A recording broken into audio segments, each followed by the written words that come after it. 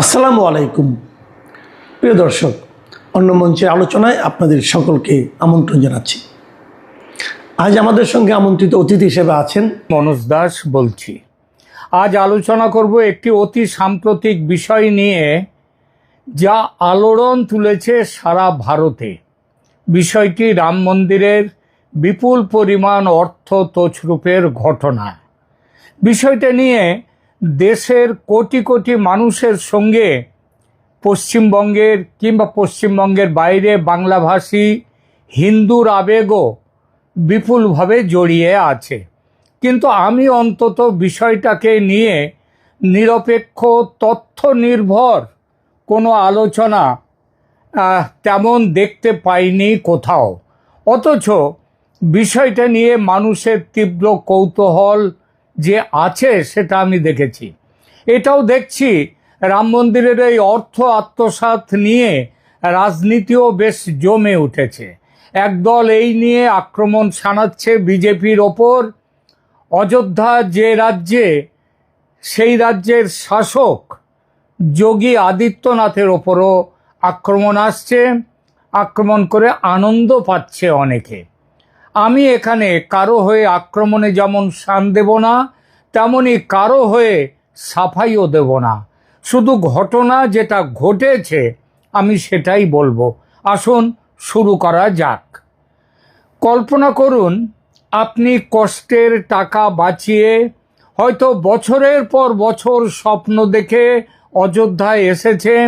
রামলালার চরণে মাথা ঠেকিয়ে দান বাক্সে আপনার অতি কষ্টে জমানো ভক্তির অর্থ রেখে এসেছেন, ভক্তির নৈবেদ্য দিয়ে এসেছেন। কিন্তু সেই টাকা কোথায় গেল?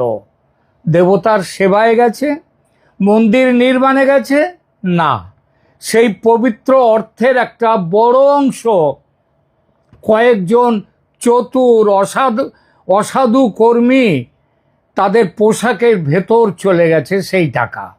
তারপর মন্দির থেকে বেরিয়ে মন্দিরের শৌচালয়ে গিয়ে লুকিয়ে রেখে দিয়েছে সেই অর্থ। তারপর রাতের আঁধারে বাইরে পাচার হয়ে গেছে। মাত্র ৩৯ দিন। এই ৩৯ দিনের ৭০ বার, মানে ৩৯ দিনের সিসিটিভি সেটা চেক করে ৭০ বার এইরকম ঘটনা দেখা গেছে ৩৯ দিনে। আজকের ভিডিওতে আমরা উন্মোচন করব ভারতের সবচেয়ে আলোচিত মন্দিরের সবচেয়ে বড় কেলেঙ্কারির অন্দর কথা। প্রথমে পটভূমি, কোটি কোটি টাকার সাম্রাজ্য, এটা একটু বুঝে নেওয়া দরকার।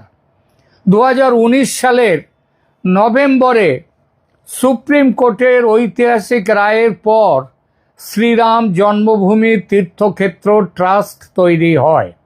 ২০২৪ সালের ২২শে জানুয়ারি প্রধানমন্ত্রী নরেন্দ্র মোদী নিজে রামলালার প্রাণ প্রতিষ্ঠা করেন।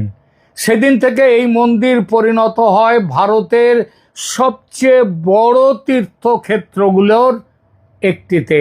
বরং বলা যায় বোধহয় সবচেয়ে বোধহয় নামী এবং বিখ্যাত তীর্থক্ষেত্র হয়ে উঠেছে আজ অযোধ্যা। এখন একটু পরিসংখ্যানটা দেখুন। আমি অন্য মন্দিরের সাথে একটু তুলনায় আসছি।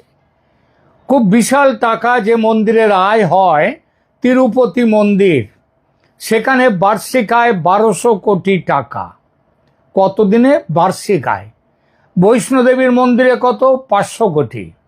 আর রাম মন্দির প্রতিষ্ঠার পর থেকে শুধুমাত্র নগদ অনুদান, যেটা চুরির পরেও খুঁজে পাওয়া গেছে, সেটার পরিমাণ ৩৫০০ কোটি টাকা।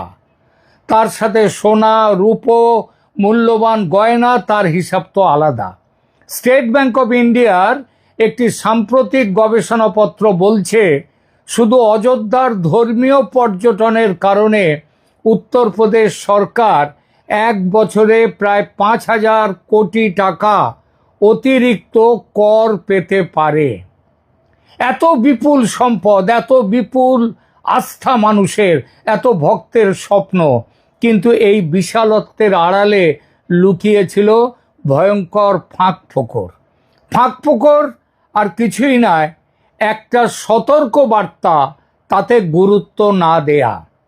2020 সালে অডিট রিপোর্ট বলেছিল, এখন যে তথ্যটি আমি দেব সেটা হচ্ছে সবচেয়ে গুরুত্বপূর্ণ, কারণ এই কেলেঙ্কারি হঠাৎ হয়নি, এর বীজ বপন হয়েছিল সেই শুরু থেকেই। 2020 সালের নভেম্বর মাস রাম মন্দির ট্রাস্ট তখন একটি শীর্ষস্থানীয় বেসরকারি অডিট সংস্থাকে দিয়ে ইন্টারনাল অডিট করিয়েছিল, এবং সেই অডিট ফার্ম কি রিপোর্ট দিয়েছিল জানেন? তারা স্পষ্ট ভাষায় লিখেছিল, ট্রাস্টের কার্যপ্রণালী হাইলি আনপ্রফেশনাল বা অত্যন্ত অপেশাদার। অনুদান লিপিবদ্ধ করার কোনো পদ্ধতিগত রেকর্ড নেই। আর্থিক লেনদেনের দ্বিতীয় বা তৃতীয় স্তরের কোনো যাচাইকরণ নেই।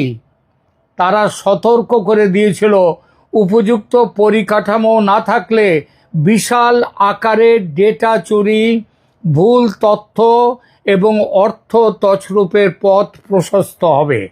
সেই রিপোর্ট আজও ট্রাস্টের ওয়েবসাইটে প্রকাশিত হয়নি। সেই অনুযায়ী কোনো ব্যবস্থাও নেওয়া হয়নি। 4 বছর কেটে গেছে। 4 বছর ধরে সেই সতর্ক বার্তাকে সম্পূর্ণ উপেক্ষা করা হয়েছে। আর এই 4 বছর পর ওই যে বললাম 39 দিনের সিসিটিভি, সেইটা চেক করা হয়েছে। সেই চেক করার মধ্যে 39 দিনে 70 বার যে চুরির কেলেঙ্কারি সামনে এলো, বিশেষজ্ঞরা বলছেন এটা আকস্মিক নয়, এটা ছিল অনিবার্য। কিন্তু চুরিটা ঠিক কিভাবে হতো, এই পর্যায়ে আসছি আমরা। অপরাধের নীল নকশা কিভাবে বোনা হয়েছিল, তার 3টে ভয়ঙ্কর পদ্ধতি ছিল। 3 রকমের পদ্ধতিতে চুরি হয়েছে। মে মাসের শেষের দিক ট্রাস্টের আধিকারিকরা একদিন হিসাব মেলাতে বসলেন এবং তারা লক্ষ্য করলেন প্রতিটি দান বাক্সে 7 থেকে 8 লক্ষ টাকা থাকার কথা, কিন্তু 500 টাকার নোটের বান্ডিলে নিয়মিত ঘাটতি দেখা যাচ্ছে। সন্দেহ হতেই কর্তৃপক্ষ কি করলেন, কাউন্টিং রুমে গোপন ক্যামেরা লাগালেন, যেটাকে আমরা সিসিটিভি ক্যামেরা বলি। অনেকটা সেই ধরনের ক্যামেরা, তবে তার থেকেও আরও আধুনিক।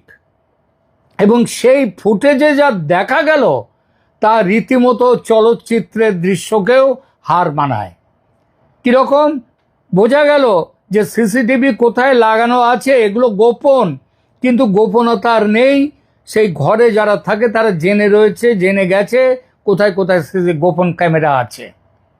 সিসিটিভি সেই সব ক্যামেরা বন্ধ করে চুরি হচ্ছিল। কীরকম? টাকা গোনার দায়িত্বে থাকা কর্মী তারা প্রথমে কৌশল করত কি, সিসিটিভি ক্যামেরার সামনে একজন এসে দাঁড়িয়ে পড়ত যাতে ক্যামেরার মুখটা বন্ধ করে দেওয়া যায়।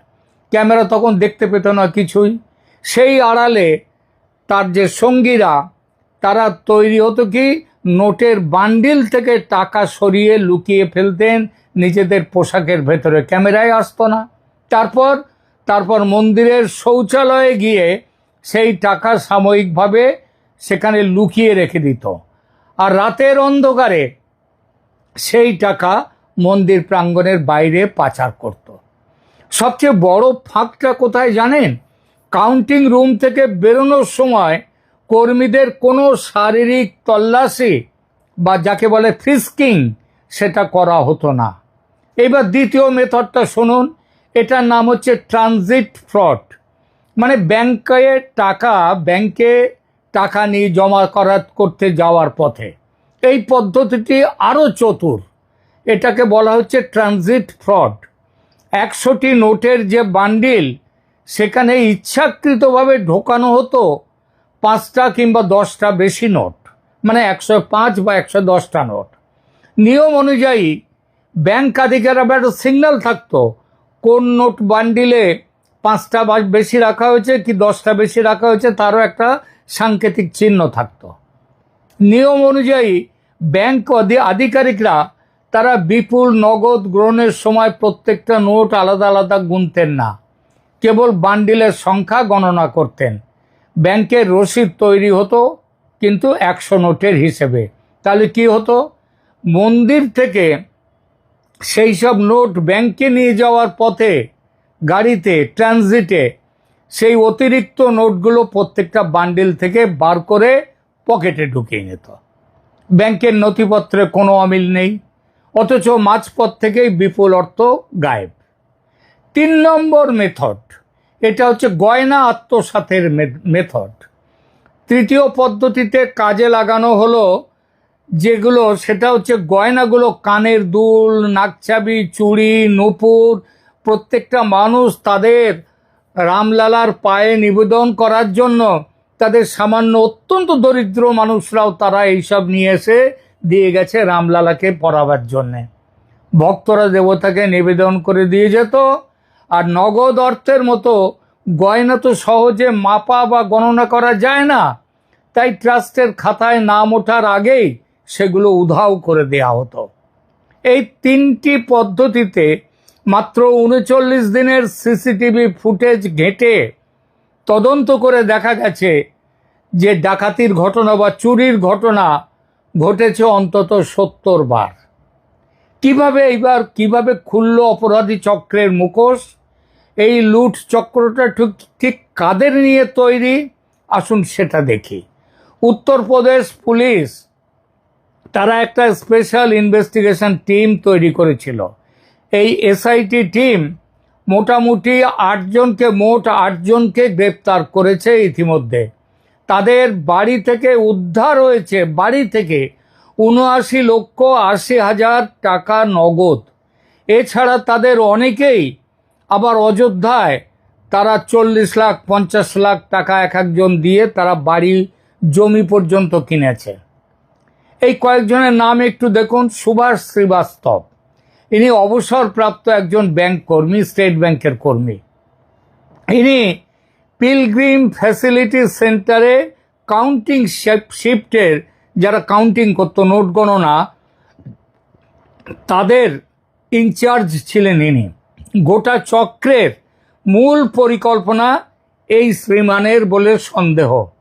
বিস্ময়কর বিষয় হলো তার কাছ থেকে সরাসরি কোনো নগদ উদ্ধার হয়নি, যা প্রমাণ করে তিনি ছিলেন একেবারে ঘাঘু মাল।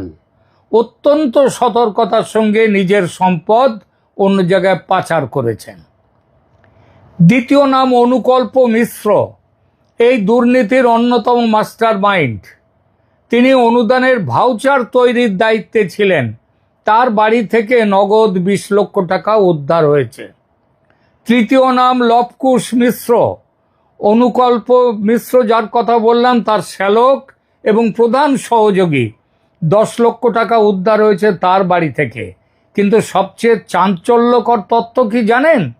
ওই যে বললাম তিনি অযোধ্যায় প্রায় 40 লক্ষ টাকার একটা জমি কিনেছেন। তার বৈধ আয় দিয়ে এটা কেনা অসম্ভব। এবার আসি সবচেয়ে বিস্ফোরক নামটায়। তার নাম রামশঙ্কর যাদব ওরফে টিনু যাদব। ইনি কে ছিলেন? ইনি ছিলেন ট্রাস্টের সাধারণ সম্পাদক চম্পত রায়ের গাড়ির প্রাক্তন চালক। একজন প্রাক্তন গাড়ি চালক কিভাবে মন্দিরের সবচেয়ে সংবেদনশীল আর্থিক দায়িত্বে এলেন? কিভাবে তিনি নিজের আত্মীয়দের এই কাজে ঢোকালেন? উত্তরটা খুব সহজ। স্বজন পোষণ। কে করেছেন? চম্পত রায় তার আত্মীয় না হলেও তিনি স্বজন পোষণের ফর্মুলায় এই টিনু যাদবকে নিয়েছেন।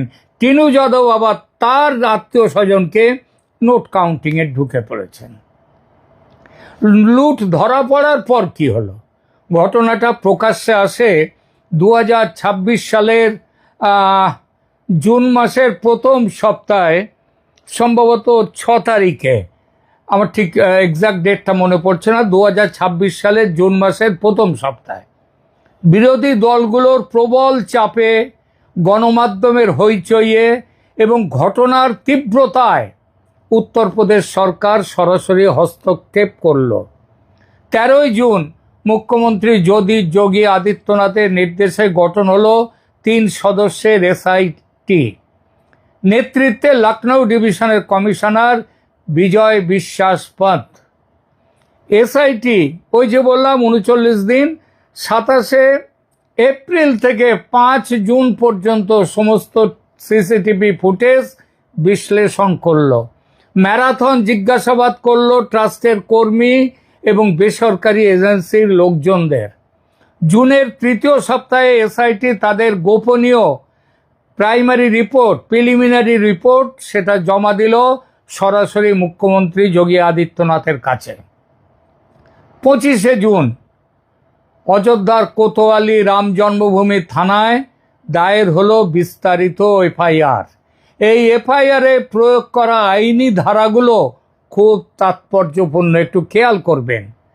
ভারতীয় ন্যায় সংহিতার ধারা 305 এবং 306, সেটা হলো কর্মীদের বিশ্বাসভঙ্গ। ধারা 316/5 এবং 317/4, 317/5 এগুলো দল বেঁধে সংঘবদ্ধ আর্থিক অপরাধ। ধারা 61 অপরাধমূলক ষড়যন্ত্র। আর সবচেয়ে গুরুত্বপূর্ণ হলো দুর্নীতি প্রতিরোধ আইনের 13(1)(a) ধারা। এই ধারাটি সাধারণত সরকারি কর্মচারীদের ক্ষেত্রে প্রয়োগ করা হয়। এর মানে তদন্তকারীরা মনে করছেন সরকারি ব্যাংকের আধিকারিকরাও এই চক্রের সাথে জড়িত আছেন। 26শে জুন 8 জনকে গ্রেপ্তার, 29শে জুন পর্যন্ত তাদের বিচার বিভাগীয় হেফাজতে পাঠানো হয়েছে। এবার আসি এই ঘটনার রাজনৈতিক প্রতিক্রিয়ায়। বিজেপির কাছে রাম মন্দির শুধু একটি ধর্মীয় প্রতিষ্ঠান নয়, এটি তাদের সবচেয়ে বড় আদর্শগত সাফল্য, যাকে তারা অমৃতকালের শ্রেষ্ঠ নির্মাণ বলে দাবি করে। ঠিক সেই স্থানেই এই কেলেঙ্কারি বিরোধীদের হাতে তুলে দিয়েছে একটি বড়সড় রাজনৈতিক অস্ত্র। অখিলেশ যাদব কি বললেন? তিনি বললেন বিজেপির লঙ্কা কাণ্ড। তার মন্তব্য, বিদেশি মুসলমানরা যারা 17 বার লুট করেছে তারা ইতিহাসে কুখ্যাত, আর যারা 40 দিনে 70 বার লুট করেছে তারা ইতিহাসে কালো অক্ষরে লিপিবদ্ধ হবে। শিবসেনার মানে ইউবিটি, তার যে সঞ্জয় রাউত, তুলে ধরলেন আর একটা বিস্ফোরক অভিযোগ। তিনি বললেন উদ্ধব ঠাকরের পক্ষ থেকে রাম মন্দিরে দেয়া হয়েছিল 4 কেজির একটা রূপোর ইট এবং 1 কোটি টাকা নগদ। আজও কোনো রসিদ তাদেরকে দেয়া হয়নি। রাউতের প্রশ্ন, সেই টাকা গেল কোথায়?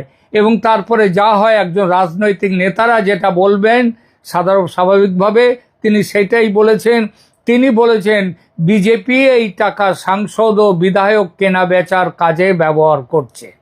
বিরোধী রাজনীতিবিদরা তো এটা বলবেনই, তাদের এই আচরণ অপ্রত্যাশিত নয়। এটা না বললে তারা রাজনীতি করবেনটা কিভাবে? পুনার কিন্তু আরো ভয়ঙ্কর অভিযোগ আছে। পুনার যে সিন্ধি সম্প্রদায়, তারা জানিয়েছে 2021 সালের জানুয়ারিতে তারা 210টা রূপোর ইট দিয়েছিলেন চম্পত রায়ের হাতে। প্রতিটার ওজন ছিল 1 কেজি, মোট মূল্য 2 কোটি টাকার বেশি। 5 বছর পরেও তার কোনো রসিদ নেই, এবং সেই ইট কোথায় গেল তার কোনো হিসাব নেই। এরই মধ্যে ট্রাস্টের সাধারণ সম্পাদক চম্পত রায় এবং প্রভাবশালী ট্রাস্টি অনিল মিশ্র, যিনি আবার 2024 সালের ওই যে নরেন্দ্র মোদী প্রাণ প্রতিষ্ঠা করলেন না, সেই প্রাণ প্রতিষ্ঠা অনুষ্ঠানের প্রধান যজমান ছিলেন এই অনিল মিশ্র, এরা দুজন পদত্যাগপত্র জমা দিয়েছেন, চম্পত রায় এবং অনিল মিশ্র। কংগ্রেস দাবি তুলেছে সুপ্রিম কোর্টের নজরদারিতে সিবিআই তদন্তের। কিন্তু নগদ অর্থ বা সোনা দানা চুরি এখানেই শেষ নয়। আরও একটি কেলেঙ্কারি রয়েছে, যেটা এই গোটা ছবিটাকে আরো ভয়াবহ করে তোলে।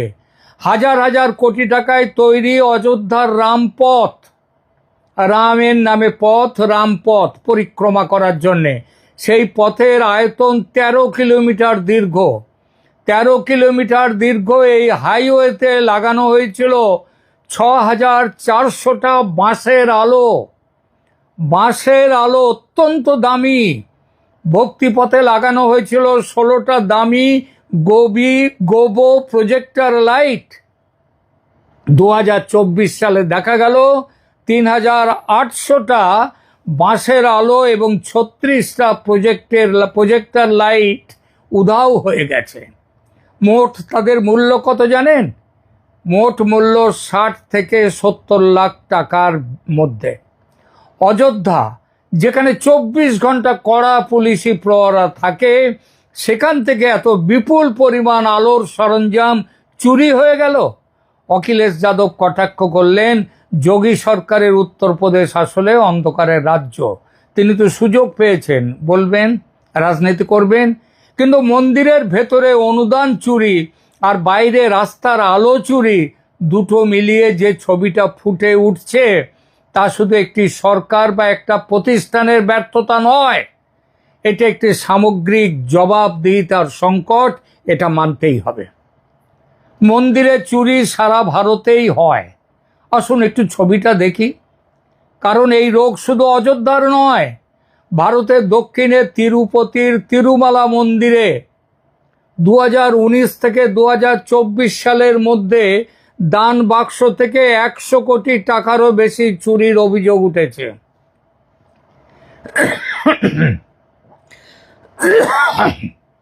সরি, এবং সে অভিযোগ উঠেছে সিসিটিভি ফুটেজ সমেত।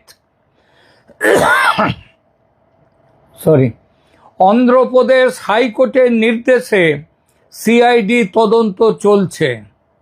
কেরালার শবরীমালা, আরো ভয়ঙ্কর ঘটনা সেখানে। মন্দিরের পবিত্র মূর্তির গায়ে যে সোনার পাত ছিল, সেই পাতকে খুলে তামার পাত বলে লাগানো ছিল বলে নথিভুক্ত করে সোনার পাত চুরি করা হয়েছে। সেই সোনা গলিয়ে বিক্রি করা হয়েছে। কারা বিক্রি করেছে, কোথায় বিক্রি করেছে, সব জানা গেছে। কোথায় ঘটেছে ঘটনা? কেরালায়, বাম শাসিত রাজ্যে। জানুয়ারি 2026-এ ইডি, এনফোর্সমেন্ট ডাইরেক্টরেট, একযোগে কেরালা, তামিলনাড়ু, কর্ণাটকে 21টা জায়গায় হানা দিয়েছে। গ্রেপ্তার হয়েছেন কেরালায় প্রাক্তন মন্ত্রী থেকে মন্দিরের তান্ত্রিক পর্যন্ত, উত্তর থেকে দক্ষিণ। এটা একটা প্রতিষ্ঠানের ব্যর্থতা নয়, এটা একটা ব্যবস্থার ব্যর্থতা। ভক্তের বিশ্বাস আর প্রশাসনিক জবাবদিহিতার মধ্যে যে বিশাল ফাঁক, সেই ফাঁকেই বাসা বেঁধেছে দুর্নীতি। অনেক বড় হয়ে যাচ্ছে ভিডিও, এবার শেষ করি। তাহলে আমরা কোথায় এসে পৌঁছলাম? এই ঘটনা থেকে 3টি স্পষ্ট শিক্ষা বেরিয়ে আসছে। প্রথম শিক্ষা, ধর্মীয় বিশ্বাস আর প্রাতিষ্ঠানিক জবাবদিহিতা দুটো আলাদা জিনিস। 3500 কোটি টাকার প্রতিষ্ঠান চালাতে হলে কর্পোরেট গভর্নেন্সের কঠোর নিয়ম মানতে হবে। তিরুপতি, পদ্মনাভস্বামী সহ দেশের অন্যান্য বড় মন্দিরগুলোর জন্যও এটা সতর্ক বার্তা সরাসরি। দ্বিতীয় শিক্ষা, নগদ নির্ভর ব্যবসা দুর্নীতির আঁতুড় ঘর। প্রতিটি অনুদান ডিজিটাল ট্র্যাকিং করতে হবে, বারকোড স্ক্যানিং করতে হবে এবং রিয়েল টাইম অডিটিং করে প্রত্যেকটা দান দিতে হবে। এটা এখন বিলাসিতা নয়, যেভাবে চুরি হচ্ছে তাতে এটা বাধ্যবাধকতা। তৃতীয় শিক্ষা, স্বজন পোষণ একটি প্রতিষ্ঠানকে ভেতর থেকে ফাঁপা করে দেয়। ব্যক্তিগত ঘনিষ্ঠতার ভিত্তিতে যোগ্যতা বা ব্যাকগ্রাউন্ড চেক ছাড়াই সংবেদনশীল দায়িত্বে মানুষ বসালে এই পরিণতি হয়। এসআইটির দ্রুত পদক্ষেপ, এফআইআর এবং গ্রেপ্তার, এগুলো নিঃসন্দেহে উত্তরপ্রদেশ সরকারের পক্ষ থেকে ইতিবাচক পদক্ষেপ। উত্তরপ্রদেশ সরকার বুঝিয়ে দিয়েছেন কাউকে তারা আড়াল করতে চান না, তিনি যত উপরেই থাকুন। কিন্তু এইটুকুতেই কি সন্তুষ্ট থাকা যায়? যে সিন্ধি সম্প্রদায়ের 2 কোটি টাকার রূপোর ইটের হদিশ নেই, যে শিবসেনার 1 কোটি টাকার রসিদ নেই, তাদেরও ওই 2 কিলো 4 কিলো ওজনের যে রূপোর ইট, সেই ইটের কোনো হদিশ নেই, তাদের কাছে জবাব কে দেবে? আর সবচেয়ে বড় প্রশ্নটা থেকেই যায়, রাঘব বোয়াল যারা আছে পেছনে, তারা কি ধরা পড়বে, নাকি শুধু নিচু তলার কয়েকজন কর্মীকে বলির পাঁঠা বানিয়ে তদন্তের রীতি টানা হবে? পেছনে রাঘব বোয়াল নেই, এটা আদৌ বিশ্বাসযোগ্য নয়। তাহলে তো মমতা ব্যানার্জিও বলতে পারেন তিনি কিচ্ছু জানেন না, যা করেছে সব ওরা। প্রিয় দর্শক, রাম মন্দির শুধু ইটের ইমারত নয়, কোটি কোটি ভারতীয়র বিশ্বাস, স্বপ্ন এবং আবেগের প্রতীক এই স্থান। সেই বিশ্বাসকে যারা লুট করেছে তাদের সম্পূর্ণ বিচার না হলে এই ক্ষত শুকোবে না। এই বিষয়ে আপনার মতামত কি? সত্যিকারের জবাবদিহিতা কি সম্ভব? কমেন্ট করে জানান।